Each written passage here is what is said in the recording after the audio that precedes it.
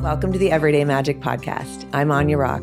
And I'm Dr. Sophia Trivena. We've been best friends for 25 years, united by the belief that no matter what life throws at us, we can always find the magic. Join us every week as we dive into our most intimate conversations about sex, money, intuition, and building our company, Sophia, a merger of our names and the best of us. This is it. We're rolling. Hi, Goddess. Hi. Here we are again. So we talk many times a day, often hang out multiple times a day, and somehow we haven't seen each other for a few days after spending every minute together in Panama, and even when we got back. So we have some catching up to do in reflection of the time we had together.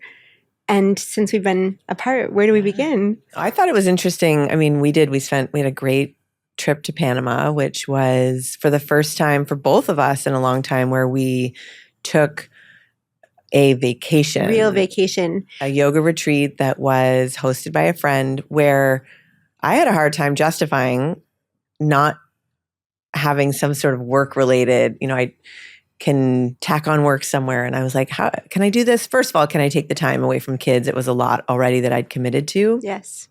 And it feels like I was on vacation in Central America for most of March. And it was the first time in a long time where we just completely unplugged. And I think it wasn't until we got there, we realized both of us how much we needed it. Absolutely. And if we backtrack to when this got offered, which is months ago, I instantly booked because I tuned into intuition and didn't need more than the overwhelming yes I got. And I remember you being like, whoa, that was fast. I don't know that I can move that fast on this. And then you had your process, and I think at least weeks, if not a couple months. It took me a couple months. It was a no for me in the beginning because it wasn't actually my week to be off. Right. So I just looked at it initially and was like, oh, I can't do it. Yeah. And then all of a sudden, months later, you've booked it. And I never really actually found out your process. But what I understood when we got there is that you had been traveling so much, and all of that traveling was associated with certifications you were getting. And there was, it was working holidays in a way, parts of a program you'd committed to, invested in.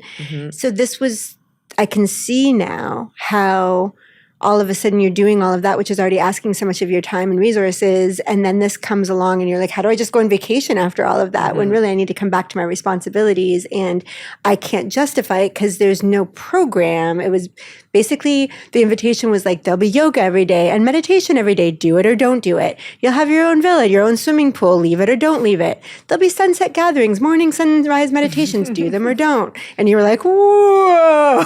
And I knew that I was coming home and going right into spring break with my kids. Right. So, and I remember getting some guidance early in the year that I was to live on vacation, to work while on vacation. So I was like, okay. The exact guidance was, tell me, live like you're on vacation. Yeah. Whenever there's a fork in the road that feels vacation, say yes to it. So eventually you got there, amazing. Yeah. And it was not an easy yes in other ways too. It's like a long flight. It's like the longest I've taken in a while.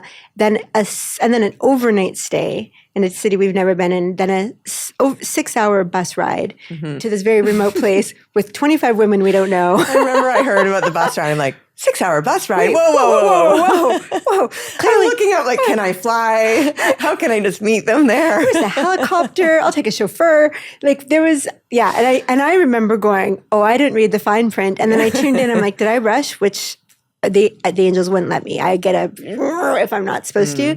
So like, I was like, no, you're supposed to go. And I'm like, I don't know what it is, Goddess, but I know I'm supposed to go for sure. There's no me not going, yet you're going is amazing.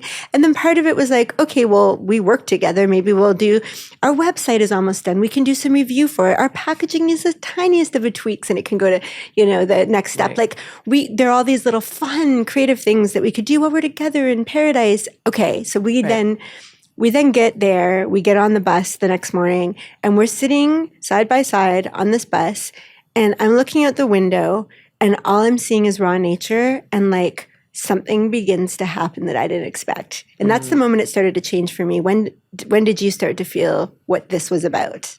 I think part of the process was the bus ride. I mean, there is something really beautiful about a journey that takes you from one place to another.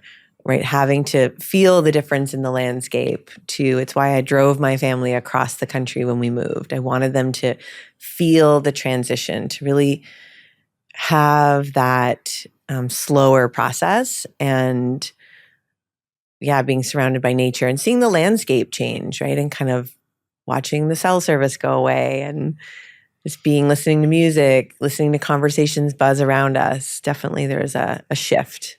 Yes.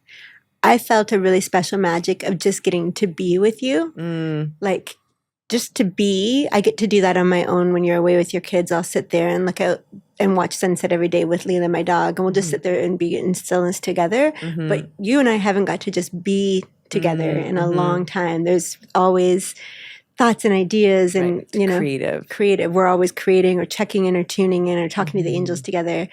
And it was the first moment that I was like, oh, I couldn't have planned this. I couldn't have said this is what I wanted or known this is what I needed. But I was like, oh, to just be with you. It reminded me of, mid-20-year-old us. And I remember on the day of I'm going to cry, actually. I remember on the day of your wedding, like we were in a golf cart and I was your maid of honor and we were driving up, and maybe this is crazy to bring like your marriage into this, but it was like such a sacred moment where it was just you and me being driven by a golf cart, and it was looking like it was about to rain, and we were just sitting together being driven through nature and coming up to all your people waiting for you. And we were just in silent presence. And it's like all the moments we've just been in silent presence together where something's happened or something's happening or nothing's happening, but we don't need to talk about it. We don't need to do anything about it, but we're experiencing it together. And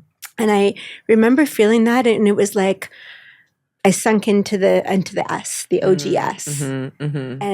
And I sunk into the OG nature at the same time. We've been in West Hollywood a lot. So to be like in raw nature, where I've spent the majority of my life, and like living on the edge of the ocean in Hawaii, deep in the Rockies in Canada, like I've lived in a lot of nature places. And so to be in nature with you, just being within the first hour of the drive, I was like, oh, if I turned around and went home right now, it's already worth it. And I already experienced something beyond what I could have expected or known that I needed.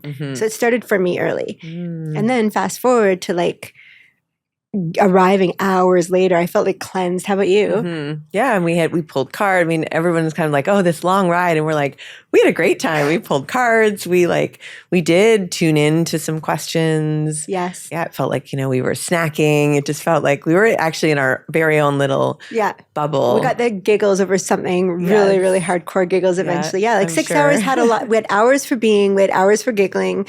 We had like hours for tuning in, questioning. Yeah, it was beautiful. Yeah, it was super beautiful. And when we got there and we poured off the bus, I remember just being like, again, I could just go home and I already feel amazing. And then we entered this beautiful world of this very like carefully, consciously curated, beautiful resort that was like not high-end luxury. But it felt connected to the earth, connected to the plants, connected to the local people that all worked there, connected to the ocean right there. Yeah. And yet we still had the most beautiful villa with the most beautiful swimming pool and everything. So I don't know. I just was like, wow. Yeah, it was really beautiful. And we both, there's an unwinding process. It felt like and it was interesting. It was the spring equinox, and the cards we were pulling on the way were like, you're going into the chrysalis, you're going into stillness. There's this pause. It was right before the eclipse portal, right on the spring equinox. We were going to be there, and we both heard that message loud and clear. Like, I actually remember even sort of being like, I'm going to write the whole time I'm there. Like, and I did none of that. I did nothing. I didn't open my computer. I didn't look at anything. Yeah. Very minimal. I like sat on the hammock naked, listening to yoga music. I lied on a towel at the edge of the pool, dangling my foot in naked while I read my Kindle. Yeah. We were just like naked around our swimming pool, doing our own thing for hours. And maybe we'd say, I think I'm going to go in and get a drink. Do you want one? I'm going to go get a massage. Yeah, see you in a bit. Go to the water. Yeah, I'm going to wander down and put my feet in the water. Okay. Yeah. I'm going to go lie inside and siesta a little bit and nap. All right. And we both moved through some pretty big things while we were there.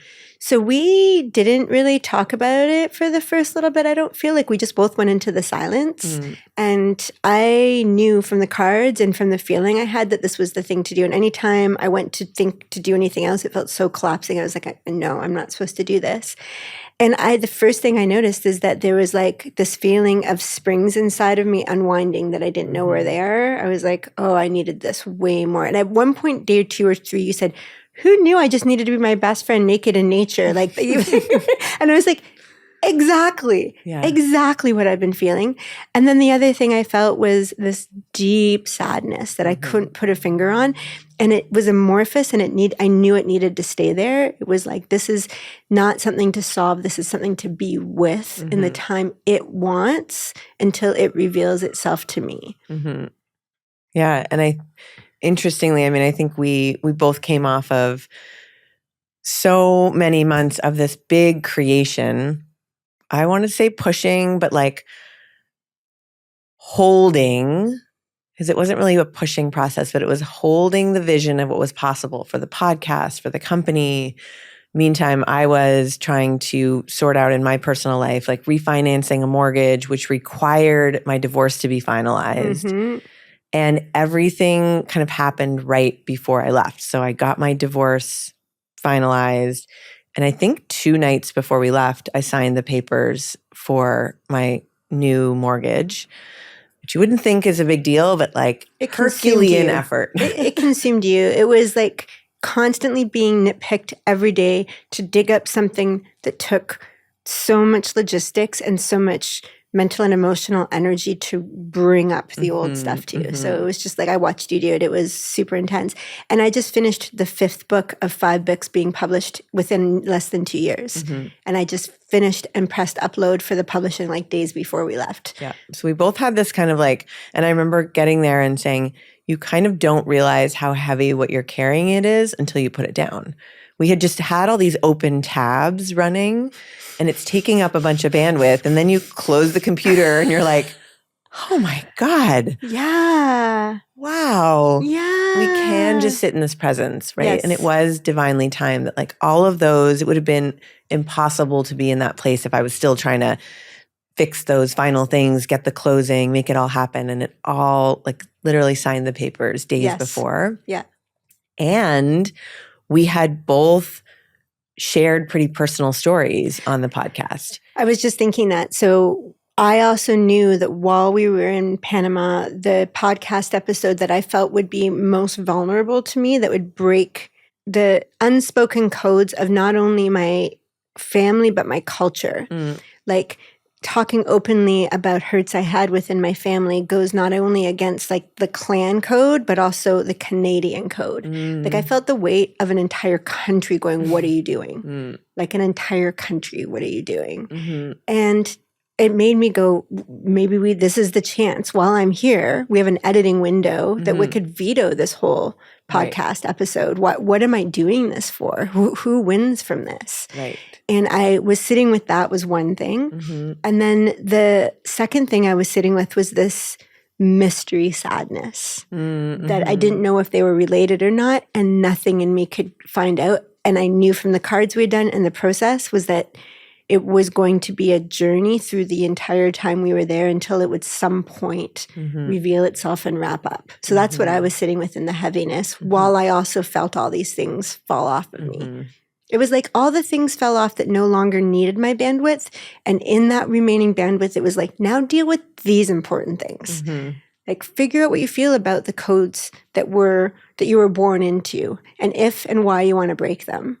And if there's an invitation to something else, then you have to face this sadness. That's what I knew. And that was the journey for me. Yeah. And I sort of compartmentalized and not really thought about the fact that the episode that was airing while we were there was me sharing my story for the first time in any kind of public way. And I just think it was fascinating what came up. Like there was no moment of like, take it down. There've been moments where we've shared, even the episode, one of the most recent episodes where I've called you and been like, I can't believe I said that. Am I really going to do that? This authenticity, this, vulnerability, this openness. it really does. There are moments where I go like, am I crazy? Am I saying that? Did I say that? Is it okay? And interestingly, is it okay, the codes or the repercussions, like when I ask myself, I follow that story. It's more interesting it's about who will see it. And those people are generally not significant in my life anymore. They shouldn't hold, it actually doesn't matter if they see it because they don't hold any importance. And yet there is some residue of like, what if he sees it? What will he think? So I really had to like just sit with it and unwind it. And, I'm just I think it's really, so in that place, in that cocoon, it felt like we had this little cocoon to be in the unraveling, feel those inner springs kind of unwind. And I'm so grateful to have been in that place as that message went out into the world. And I'm so clear why I told it, why I will continue to share it, how important it is to stand in my experience, my truth, my sharing. And I'm so glad though that I had this space to feel all the things instead of being busy with life while it was happening. Yes. I so agree. And what I think is so beautiful is I think we were a few days in before we both voiced to each other what we were feeling inside and on our journeys. And it was simply because we knew we were to be with our own withinness. And then eventually we just kind of mentioned it. And it was the same thing. I'm wondering about what we're putting out there. And then we both were having the same experience as well. But when I try on why I wouldn't, it's not the right reasons. And when I try on what I would, it's everything I am and stand for. So I was with that for a while and had come to the place where I knew I was going to let it happen. And it already went out. So it went out on the one day. And then the next day I got up early in the morning and it was the morning of the equinox. And I was sitting by myself having coffee down by the ocean. And the sadness came on. I had now dealt with one part of it, which is the episode was out and I had made my choice and I was proud of my choice and aligned with my choice. Then the sadness had its light of day. It had all the bandwidth and I let it rise and I just started crying. And I don't know, you came out of nowhere. You were like this goddess that emerged from the mist and all of a sudden was beside me as I was crying the sadness, not knowing what it was. And then you eventually said, is there an age for who's crying within you? Like as if it might be a little child or a traumatized part of me. And I said, yes, but I said, it's the year 1109. And I'm one of my great-great-great-great-great-grandmothers back in France living in a patriarchal prison of some sort where I cannot express and be. Yet I am the one that births a vision of a world beyond this, even though I've never heard of it or seen it anywhere. There is a piece inside of me that knows freedom, and I'm going to hold it. I'm going to pass it on to my daughter, and she's going to pass it on to her daughter, and she's going to pass it on. And one of those daughters is going to migrate to Canada, and that daughter is going to have 3 sons, and she's going to encourage those 3 sons to marry 3 Indigenous women and live on their Indigenous land. And then they're going to keep having daughters until I'm born of one of those lineages, and I'm going to keep getting that glimmer of freedom. And I cried, 1100 to 2025, I cried an ocean of women's tears of my lineage. And I realized that this glimmer of hope had been handed on to me and that it was my opportunity to see what I could do with this. And I was liberated afterwards. And you heard me say all of this, and I cried so much of their tears. But then I also was like, I actually have a chance more than any of these millennia of women to do something in modern times. There's nothing holding me back. I can publish books. I can speak this way. They never could. I'm going to speak 1,000 years of women's dreams. That's what I'm doing. And you heard it, and we looked in each other's eyes, and it was like, we are doing this. We are doing this for freedom, for truth, for what's inside of us. That's why we're doing this. And then you were like, ocean, and if there weren't all the fishermen, then we would have run in naked, but we went in our pajamas instead. And we jumped into the ocean in our clothes, and we were swimming and swimming in and out of the waves, laughing, crying. Like it was the swimming of freedom. And we came out and we went right to yoga, salty and sandy, and did a long yoga. And then I remember looking up and I saw you in child's pose crying. And I went right to you. I put my forehead on the back of your heart. I put a hand on the back of your heart and your lower back, and just was like, just loving you for the cleanse that you had. And I still don't know what happened in that cry. I don't know if you want to share, but. Yeah, like I think the crying is so cleansing and clearing of just all the things. I mean, I think it's so many pieces woven in, right? The end of an era, the end of a marriage, the beginning. Every beginning comes with endings. Yes, that whole trip was the beginnings and endings. It was a chrysalis closed and a butterfly emerging, but all the crying and the loss and the shedding and all the beauty and the glimmers and the possibilities. It's so much. And each of us has been, well, I'll speak for me. Like I am in the process too of trying to right some relationships that are not spiritually correct. Like there feels like there have been agreements made similar to my marriage. It's like when you're in a marriage, you've made agreements and the marriage is going to end because those agreements no longer work, right? And that's happening in life. And I was working through some of that as well and knowing in a similar way that coming out with that episode that was airing while we were in Panama, like I've broken family codes, right? I've spoken out, and so much of my culture life, also Canadian, is to be quiet, is to not talk about it, is good girl training also. Yeah. And just knowing that I think it was just the release of the weight of that. Yeah. Of, the feeling of the messy and hard, and yet we're just like on the path. Like I'm just doing. I know what has to be done. I have to get this mortgage done. I have to finalize this divorce. I have to do all the things. We've talked about like the grief I felt when I saw the divorce papers finalized, like surprised me. Sure. And, I just spent some time on the phone with my ex-husband. I'm like, wow, like it's wild that you can spend so many years in relationship with someone and then be in such a different version of that. Sure. And we're committed to co-parenting together, and yet just we see each other in a very different light than we used to. Yeah. Yeah. And it's reality. Yeah, it's reality. And I tend to just welcome the clearing when it comes, right? The emotional, it's like, oh, I've been carrying this and not realizing, and I'm cleansing it out and knowing that I'm taking a different path, and I'm doing it for my daughter and her daughters and daughters beyond, and my son's children and generations that hopefully will have a different reality because of the choices I make. Right. Right.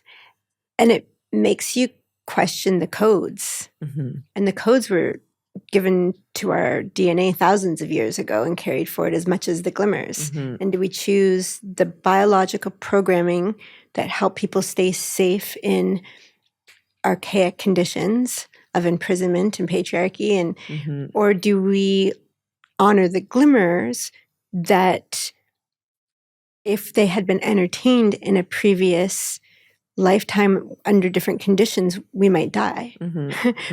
And to recognize, actually, I'm not going to die if I do that. Some things are going to die, maybe some relationships, maybe some worldviews and paradigms we all co-signed. And maybe they need to crumble for the evolution that honors a beauty and truth beyond all we've ever known. Yeah. And for me, it's worth it to do it that way. And that's what I'm planting 2 feet in. And that's where I left with Panama. I left with my feet planted in the glimmers of truth and honoring the possibilities that 1,000 years of women in my lineage gave me. Yeah. Panama felt so expansive. It felt like there was a whole day. I just remember being like crying on the hammock and I don't always like look for the reason, right? I'm just like, this is cleansing, things moving through, and knowing, knowing that I still cry for that little girl. I watched something, Mel Robbins and Gabor Mate was talking about like something that she experienced, and he pointed to the trauma that she experienced was actually the feeling of being alone and not having a parent to go to. Not just the incident, but having no one to go to. Exactly. And I was like, oh, that's it, right? And that as in the moment I'm in, I look to my little girl who I was, and I also look to my children. It's like I have the experience in 2 simultaneous places, and I think about like, oh, I have compassion and empathy and grief for that little girl. And I look to like, how am I protecting my children? How am I, being a parent in this moment? So it's like, it all happens in a moment simultaneously. But those are the things that when we speak, when we share, and and even when we have the contractions, like I know for me, and I think everyone experiences, right? We have a moment of like, am I going to say that? Am I really going to do that? Am I really going to ruffle these feathers? Rock the boat, poke the bear. Right.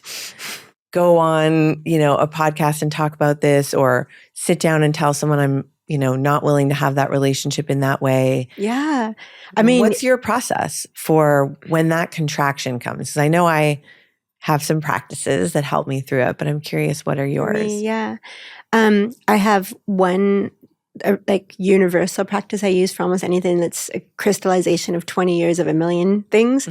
But I ask the angels and use my clear intention to clear myself of anything that's not divine truth, that's not universal truth, if I was my soul self, I want to know that truth. And I clear everything else that's a story, a fear, a distortion, a program. And I have a way of energetically knowing. I have a meter that I can see that shows me how much sort of I'm contaminated with things that are not true. Maybe it'll be 60% or even 10%. And I'll wait till it goes to 0. And it has a feeling for me. It has a feeling which I think, and almost anyone our age will recognize just from trial and error of life, which is like, I know I'm clear right now. And I feel that feeling and I see the meter go to 0. And then I say to myself, like, I ask myself, how do I feel about vetoing this podcast? And I just go, how do I feel? How do I feel about putting it out? And I see my heart burst open and I see other hearts burst open. And my North Star is that anyone whose heart could burst open from my work experiences it. As long as that happens, I go in that direction. And that is the umbrella North Star for my books, my work, my social media, anything. And so when I get that signal that the hearts are going to fly open, then I'm going to do it. And then I have 5 or 6 things come up. And I have those things to work through. So then I'll be like, but what about the people that think it's sensationalism or it's clickbait or it's just whipping up drama to get whatever? And I'm like, okay, but it's not any of those things. It's actually for the hearts flying open. So I'll get rid of that one. And it'll be like, what if like Anya's really comfortable with this, but I'm not? And I had that thought and I was walking to our hairdresser down the hall and all of a sudden I had that thought. I'm like, what if this is like Anya's thing? And I'm like, it's not my thing. This is just the things your mind comes up with, right? And the next thing I knew, I'm like knocked it on the floor. Literally, I'm looking along the floor and I'm like, what just happened? And I looked up and I saw the poor, lovely, cleaner, and she had a vacuum, and she's this, heavier older woman, and she was, leaning over me like a big mother, and she was like, I'm so sorry. And I'm like, no, lo siento. I tripped over your vacuum. But the thing was I was having a thought that was so out of alignment with myself that it tripped me, and I scabbed my knee, and I was like, don't have those thoughts again. This is not Anya's thing. You're on this. This is you too. You know it. Don't do that ever again, Danya. Whatever. I went to the bathroom before the hairdresser and I sat down. I'm like, clear me of anything that would have me trip. I was like, make me go to 0, take away all the stories. This is really good. I want to hone in on this because you've taught me some of this too, right? And some of the repercussions can feel really, they're valid and real. We talked about, things like talking about our parents and then our parents having real feelings about those. Oh, no, I've actually, these are not stories. Yeah. I've lost family members from publishing my memoir, from publicly sharing I Talk to Angels, and from my last podcast, I've lost one of my most important family members. Right. So it's not without some, it's not just merit. A story. No, these are not just stories. They're merit, yes. And we still have these practices and these ways that we can clear. And one of the things that stands out to me, and what you and I worked, when I was having a lot of anxiety, was also clear your field of anyone else's energy. Yeah, talk about that. What have you done with that since I shared it with you? It's almost interesting, the air conditioning just came on, right? This idea of clearing the room, throwing in what I do want to be filled, what I want, that's my body, my space to be filled with, love, light, truth, pushes out all the other things. Yeah, I call it love air conditioning. Filling myself with love pushes out with that which is not love. Right. Yeah. And that I can clear my own field of the energy of other people. Yes. This is hugely important. The first time I ever noticed this was after I had gotten divorced and I was still living in Hawaii, and I was working on my PhD dissertation in the morning, happily writing, happy as a clam, looking at the ocean waves right in front of my place, feeling so happy to have my place back to myself after my ex had left, and all was right in the world. And then all of a sudden, I stop for a minute, take a sip of water, and I'm flooded with this feeling. Maybe I made a bunch of mistakes in our marriage. Maybe I just lost the best guy in the world. Maybe everyone that thinks that we should be together is right. Maybe the people think that I should let him yell at me. I should let him get upset whenever he wants. That's what guys do. Maybe I'm wrong. I have all these thoughts flood me. Mm-hmm. And I literally stopped and was like, wait a minute. I was fine 2 minutes ago. What is this? I'm like, whatever this is, angels, take it away. And instantly it was gone. And I said, show me what just happened. And I saw that his energy had floated into me. And I was literally having his thoughts thinking they were mine. And I was like, oh my God. So from then on, I would say 50 times a day, I would be like, remove all the energy that's not mine. And I reclaim all the energy that is mine. Mm-hmm. And I would feel an instant clearing and also an instant empowerment. Mm-hmm. And then a few minutes later, I'd start to feel it slip away, and I do it again, and then slip away, do it again. That was 10 years ago. Mm-hmm. So about 5 years ago, I stopped doing it because I didn't need to anymore. Mm-hmm. I did it 15 times a day, 20 times a day, 10 times a day, once in a while, every few weeks. I'd be like, wait a minute, I got to clear it again. Mm-hmm. Eventually, it became my natural state. Mm-hmm. So whenever I tune in, that's why I don't bring it up, because I kind of made it my normal state to be cleared of other energies and to be my energy. And that's when my body reversed aged, wrinkles went away, hair grew, hormones evened out. When I reclaimed my energy. You find that you have to do it more when you're in larger, if in a big group, for example? Oh, it's a good question. Do you have to kind of clear out or create different It's a really good question. Boundaries around in a place like LA, in a place when there's more energy? So, as you know, when I got separated and I was having that moment, I'm going to say it was in February or March of 2015, I think, or 16. Mm-hmm. And I left Hawaii for good 2 months later, mm-hmm. and was sent all over the world for a number of years where I was by myself, mm-hmm. and not in community with other energies, which mm-hmm. made it a lot easier to mm-hmm. do and get that steady state. And I was a few years into that being my natural steady state before I was guided to LA. Mm-hmm. So it is much harder mm-hmm. around people. It's much harder when they're still living in your home. You still mm-hmm. have to go to work with them. Mm-hmm. They're still in your field. So I got to practice that away from a lot of it. So that was super hugely helpful. Yeah. And what I know factually from working with a lot of clients with this and putting it in my books, because I run into people now that read my books months ago and they're like, I've been doing this thing. It saved my life. I got mm-hmm. through this, that, and the other. And I'm like, great.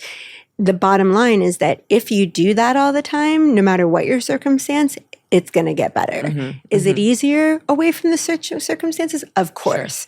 Sure. And doesn't mean don't do it, because but you probably have to do it more and longer. Yeah. But if you do it, you should feel a noticeable difference. Do you when you do it? And I had already a practice of kind of creating energetic boundaries, calling my power back to myself, sort of releasing any spoken or unspoken contracts that I no longer serve me. I sort of had a little ritual practice of that. And again, just such good reminders when we're in the trenches, when we're kind of in the weeds. First thing is get rid of the other people's energy. And I was just going to say that's why we are in community, right? Yes. That's why we have best friends. That's why we have people. Therapists. And who can say are you doing this? Is that really yours? You don't really talk like that. That doesn't really sound like you. We've done this for sure. There was a time when you said there was something up and I was like, what comes up for you? I don't mm-hmm. usually see you like this. You're like, I'm going to make a mistake and it's all my fault. And I'm like, that is not your voice. Right. In 25 years, you do not say things like that. Whoever said those exact words to you, and how old were you? And you were like, actually, so-and-so said this when I was about 16. I'm like, well, that needs to go, because that's not you. Yeah, and it's great to have those reflectors. And if you don't have that person, you can ask everyone has 1 to 3 guides that are there for them when you ask. Mm-hmm. And it's hard to know what to ask your guides for, but you can always ask for whatever is not true to be taken away and to have truth be obvious. Mm-hmm. That is a 24/7 question available to you that they will always respond to, because they are always just trying to help you find truth. Right. So if you're asking for help with truth, they will help you. If you're asking for $1 million, they might not. It's not on your path. You know what I mean? If you're asking for this to not be so hard, it might need to be hard. Like, I don't know. Yeah. But if you say, look, take away what's not true and leave me with divine clarity, you will feel something. Yeah. I think it's a really huge, huge thing. And I want to circle back to also the air conditioning, the love air conditioning. I think it's a great tool. It's in my book, The Living from Inner Clarity, is that when I learned to fill my cells in my body and my energy with love and spread it through the room as if it filled the room and pushed up against the walls, etc., it neutralizes anyone that has jealousy or ill intent towards me. And then I can see them more clearly without being affected and having their energy affect my energy. And as a mechanical engineer, when we design air conditioning, we don't design it to fill the room. We design it to push against the walls, called positive pressure, be more air than the room needs, so it pushes against it. And so I do the love air conditioning of feeling that the positive pressure, like it fills the room and pushes against the walls a little bit so that the energy doesn't come in. Yeah. But it's what people don't realize is we are feeling and acting out other people's specific energies. And if you're ever around animals, like I remember being in Guatemala and having this cat that was always with me, and I would be reading and the cat would be hanging out there. And then one night I met a lovely man. He came back. We lied on the hammock and cuddled and had tea. And like the cat looked at us, came back and had another cat, and they were just grooming each other beside us the whole time me and this guy were there. And soon as the guy left, the other cat left, never saw the other cat again. I lived with a woman that had 2 cats during COVID, and we would do a whole bunch of spiritual work in her space. And when we were all laughing and having fun and feeling really loving, the cats were playful and grooming each other. If someone was like, I just went through this with my ex-husband and came in tears, the cats were fighting. I'm like, watch your children, watch your animals. They are feeling the energy and acting it out. And if you are all of a sudden... count for teenagers too. What do you think, Goddess? Probably. They're even more magnified. Well, they're acting out what they saw on TikTok. They're acting out how the person treated them in class. Like they're coming home. I mean, the worst version of me in history was my childhood version acting out the energy around me towards my younger sister. She has every reason to be traumatized by me. Like if she came to me and said to me, I've had to be in therapy for 10 years because of how you talked to me or did things, we're 1 year apart. When I was 5 and she was 4, I'm sure it wasn't great for her. Right. And I would be like, legit. And actually, when I was about 17 or 18, I realized it and I was like, I don't know who I was those years, but I was really traumatized and really fearful a lot and really felt like the world was so unsafe. And I don't think I made it safe for you. And I wrote her this beautiful poem and I surrounded it with pictures of us so that she would put it up and remember that I knew I wasn't great, but I had changed and I was in therapy and I was going to make sure she was never hurt by me again. So like, I think we need to recognize like we are acting out energy and we do need to be accountable to changing that. And we also can be very kind that it was not really us. So if we can do all of that, I think that's the best we can do as humans. And anyways, a few little tidbits to leave this section with. The love air conditioning is interesting. And I just got a flashback to the pool in our beautiful Panama Villa pool where we were talking about the way that the water is also held. Do you remember what that moment was? We were talking about. So we have to also share that we had our own private villa for just the 2 of us with a swimming pool with greenery all around it. Gorgeous. So no one could see us. And we had like hammock and couch. So we had a lot of time alone that we chose to be there just because we got great photos. So we'll post them. We did get a photo shoot with clothes on. Yeah, bathing suits. Like we look awesome. And we went in our black dresses in the water and came out of the ocean in our soaking black dresses. It was the victory. Yeah. This is how you got me to like photo shoots. Is I think about it as being the victory of the journey. And it was the hero's victory of that week-long journey to us dancing in the ocean, cleansed of these, tears and traumas. And so the moment in the water, we were talking about what water does to us. I'm trying to remember. I just remember it was a very similar theory to like how the water is held by, you're always teaching me these physics concepts. You too can learn physics in your 40s of like the containment of the water. Yes. And it's really measured. It's the way that it's measured by the structure. Yeah. Well, in engineering, the way that like they measure the forces of the water is at the depth, and like the deeper it is, the amount of force on the wall gets bigger and bigger and bigger. That's one thing I remember teaching to you, but I can't remember why I was teaching it. Yeah. Oh, maybe I can't remember why. There's like so many important things and beautiful things about water, and one of the best rituals that you can ever do for yourself to cleanse yourself of energy and reset yourself is to go in the shower or go and bathe and go and bath. Yeah, because when you have your whole surface area covered in the sensation of being touched simultaneously, it actually moves you from the fear center and the emotive center of your brain into the higher cortex center of your brain, which is your higher functioning, your higher rational. It's most connected to divine That's why you have truth. your best ideas in the shower. Yeah, exactly why. Exactly why. Yeah. And like, if I'm stuck on something, I'm like, I'll just take a shower and it'll come to me. Exactly. It brings you into your higher thinking. Yeah. And out of your fight and flight and food and fooling around. We'll leave it at that. The middle brain is the 4 F's. Right. Fight, flight, food, and fooling around. Hilarious. It is hilarious. And there's a different type of enjoyment of food and fooling around from the higher part of your brain. And you can always initiate that with a water ceremony or a massage ceremony. Anything that's simulating all of the skin surface. Yeah. I always tell my clients, if we do a big ceremony or we're doing big work, I'm like, go not only put your feet in the grass, but take a bath tonight.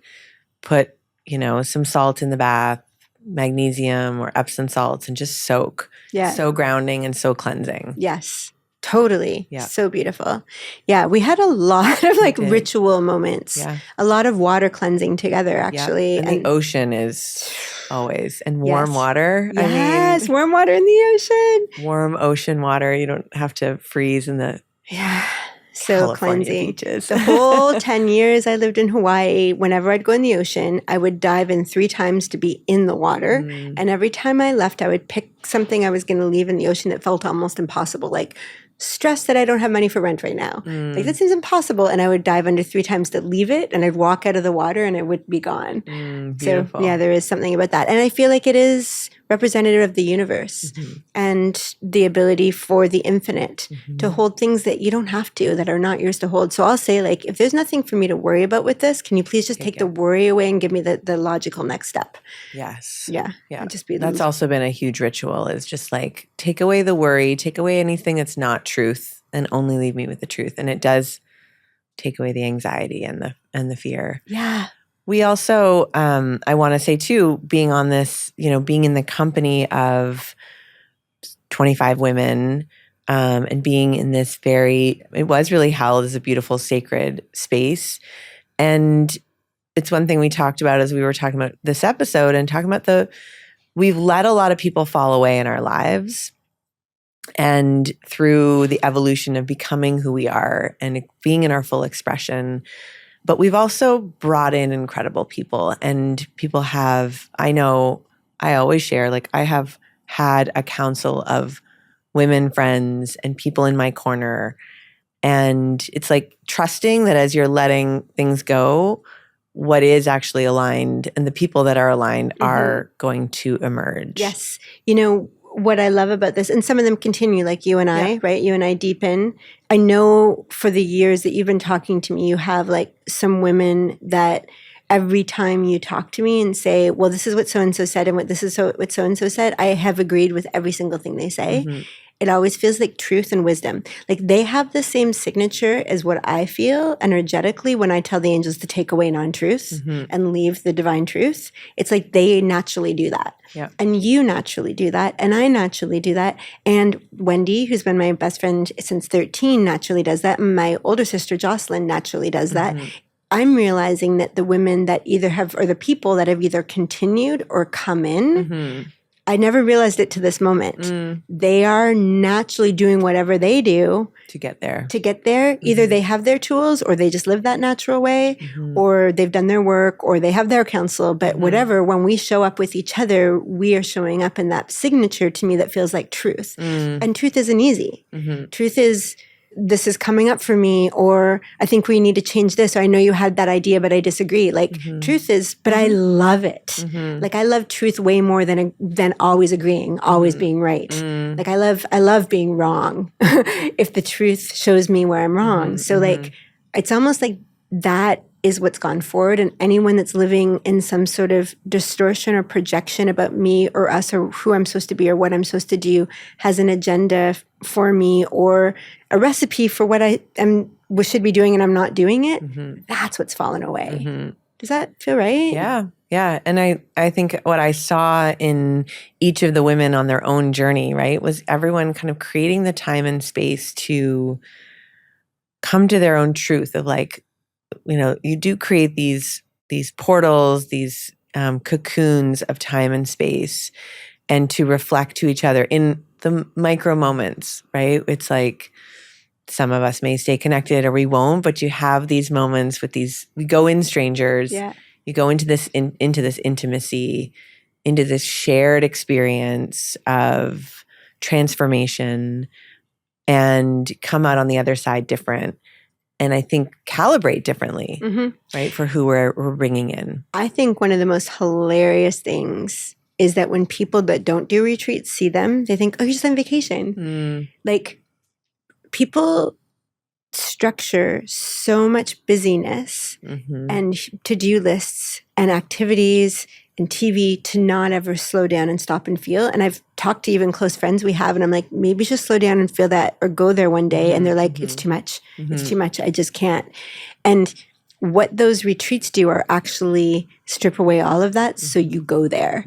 I would have to say every retreat I've had is almost unbearably hard, but I can only do it because of the retreat. And when people go like 10 years in Hawaii, that must have been so much fun. I'm like, it throws everything at you spiritually and gives you paradise to handle it. And I feel like retreats are mini versions of my 10 years in Hawaii. We're just like bombarded with challenges, but I could go swimming in the ocean every day to handle it. Right. I mean, if you're going to go through the spiritual upgrade, why not do it with paradise around you? I agree. That's what my soul chose. And that's what we choose when we go to retreats. It's just like, where is the place that's safe enough and soft enough to handle what's going to erupt inside? And we did it. We really, really, really did it and watched all the women come to closing circle and speak to their journeys and what they had.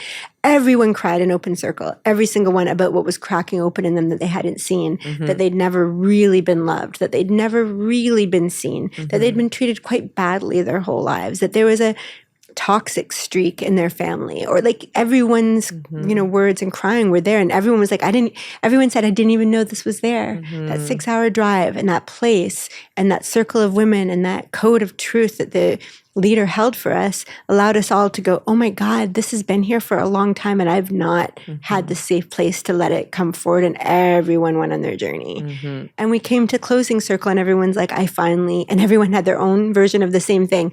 I actually realized it's okay that there's toxicity in my family because I love me. It's okay that no one's ever really loved me because I love me. Like, everyone had their version of, I didn't get that out there. Right. And I had to mourn that only to find that I found myself. So everyone had their version of that. And I had the same thing, which was in the beginning going like, I have this deep sadness and this fear of putting out my truth. And I left at the end going, it's my truth. And I'm going to put it out there for any heart that resonates, because I'm more accountable to the resonant hearts, even if I don't know them yet, than the non-resonant hearts that would like me to not speak. Right. And 3 days later, I had landed and I had to speak in front of an audience. I've spoken in front of audience probably 500 times, sometimes huge. And this was the one that was different and that I'd been seeing that I was going to have to do for 10 years, which is channel in front of an audience. With 100 people sitting in the audience, I was going to have to open myself up and answer their question that I don't know what the question is, nor do I know the person, but their guides are going to tell me. And I've done that in the privacy of 2 people for a long time with hundreds of people. Never had I done it in a broad audience. And that's what I was preparing for.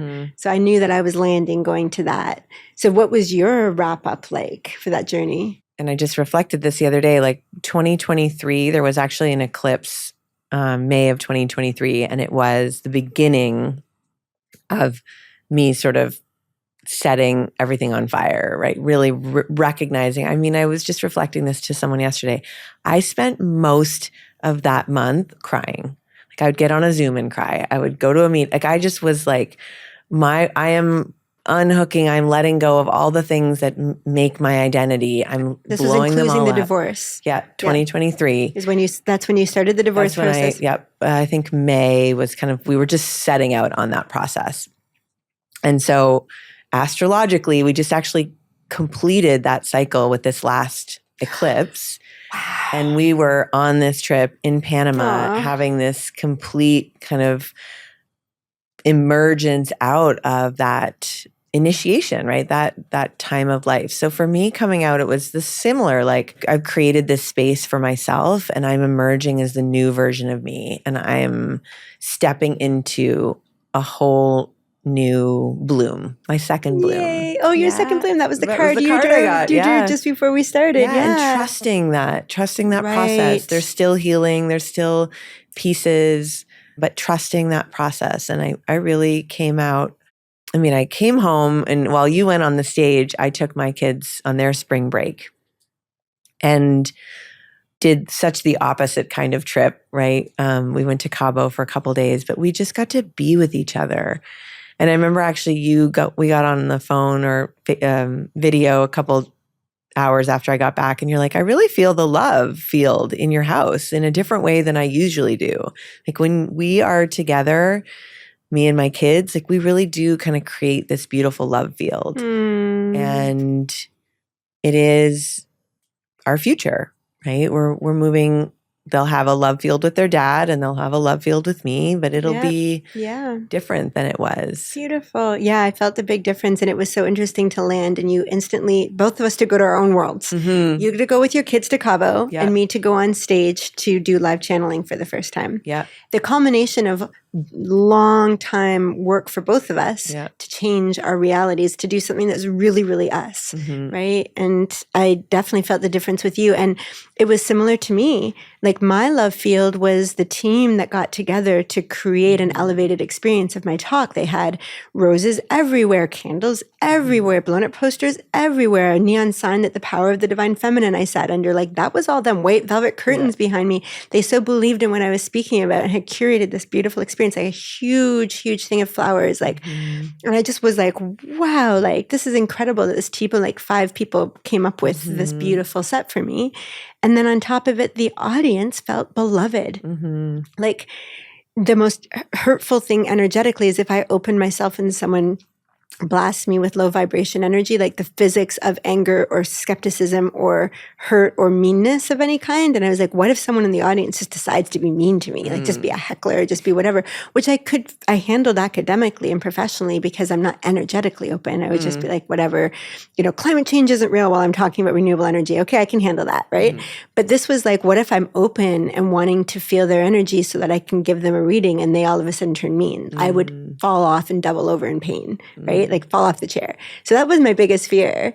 And it was so fascinating to the first person that asked a question. All of a sudden, it was just me, him, and the angels. And it was like anyone could do anything and it wouldn't matter because we had our own bubble that I didn't realize was possible in a crowd. And also I could feel the safety. And it's like all of a sudden my system knew how to open to what was safe and anything else, I don't know if it was or wasn't, it didn't matter. It wasn't there. It wasn't happening. And interestingly, I'm just remembering on the bus ride, that was a huge process of what you were working through, was being safe. Being safe was the number one thing. Yep. I was like, the inquiry was like, what is this wounded, where is this from, right? Yep. This feeling of unsafe, of feeling unsafe or being sure that I'm going to be hurt. Right. And through that process, so that's a beautiful way to come out on the other side of it and know you are completely safe. You are safe and you are so held and you have cultivated and created this incredible craft and work. And right, you're at the top of your game. And it shows in all of those, in the people you've brought around you, in everyone who was called into that room. Yes. The people that couldn't make it, right? Right. And how safe the room was for everyone. Yeah, there was this whole thing of being safe is really no joke, and it's almost inexplainable if someone's not an energetic person. But if you're an energetic person that feels other energies, you know what it is to be unsafe. You can feel low vibration energy in the room. And if you haven't learned how to protect yourself yet, it physically hurts and you leave shaken. It's like a taser to your nervous system. It can take a few days to recover, sort of thing. And so it's been decades long training and first I was doing it in raw nature where I could be open, not be hurt. Then it was like I could do it with a client, and then I could only do it with a client like if I was in nature and if I had the whole day away and I had it. When I first started doing this, I would have to be in nature the whole morning for a few hours, get into a certain state, then do a session, then have a few more hours in nature, and like give myself maybe another day and then do another session. Like I could do one a week, then two a week, then like one every other day, then like, oh my God, I'm doing one a day. I remember the day I told my sister, I'm doing one of these one a day. She's like, you've come a long way. I'm like, it's taking everything. And I was living in Tulum for 4 months in a villa where I would be able to be by myself, away from everyone and everything, with my own swimming pool. And I wouldn't leave it for days to do a session to keep myself available. Anyways, this is the progression. And it takes years and years. And now I'm sitting in, the center of LA doing it in front of a crowd for a dozen people, one after the other. And, our filmmaker for this came to film me, and I was like, what is he going to film? Is he going to film me falling off the chair because I get blasted or whatever, right? And the fun thing is like that turned into a beautiful video that captured the first time I've ever done this. And now it feels, instead of like the biggest threat and it was almost like I was being guided into the slaughterhouse to the crucifixion, like whatever. And now I realize, kind of like you with your kids, like this is my love field. These are my resonant people. 2 women that ask me questions are artists and channelers and coaches. And I'm like, sisters. Yeah, they make jewelry. And I'm like, me too. Like, I was like, oh, like my audience is my community. Like, there is a whole city spread out across this earth of resonant people. And even though we don't live in the same town and have the same name of they are my hometown. I do have hometown connection and pride with them, even though we're just meeting each other. So I just felt like I left in the love field. I felt the love field in the room. I was like, I'm not alone. We mutually support each other with the questions and answers. I got so much from the answers as well. That video will forever live on my website, and anyone can witness the first time I ever did this. And I kind of, when I came back from that and you came back from Cabo, we were like, we're good. We're really, really, really, really good. And I was so happy to be home. Yeah. Me too. I was like, I'm so glad that event's over. And we're not traveling anymore. And then just to wrap this up, the most beautiful thing happened yesterday. Oh, I'm going to cry. It's so beautiful. Both my older sister, Jocelyn, and Wendy, so my most OG support system and sisterhood, I talked with both of them, each of them, for about an hour. And they both had listened to the same episode, the one I was most afraid to put out. And I was like, and I'm already on the other side of it. I've accepted this fully, right? They both tell me in their own way that it was the most touching, heart-opening, like, this is just so beautiful to see truth. Anyone that sees this is finally really going to understand you and your journey, whatever stories they might have about you and your intentions or who you are. They could not withstand the truth of what you just shared. I'm so proud of you. And it made me know, and this was the most beautiful thing that Wendy said. She's like, it made me not only go, why haven't I spoken about my truth, but I must. Beautiful. And we both started crying. And we just couldn't stop crying. She was like, it's just, I've been waiting to have the words to even tell you. It cracked me open. It's just what we've always known. We've always known truth is the most important thing. But she's like, I'm going to say this. I'm just going to say it because she said it. She's like, in high school, you would always say, I don't know, I just know I'm supposed to do something to change the world. I don't know why I know this. And she's like, I remember you saying this in high school. And we both knew it. Like when you said it, I knew it was true. But we were like, are you going to be a doctor? Like we're in a small town where you're a doctor, a nurse or whatever. Like there's nothing else you could do. And she's like, when I listened to that episode, I was like, this is how she's going to change the world. Like just truth. And I was like, I can't tell you how beautiful it is to hear this.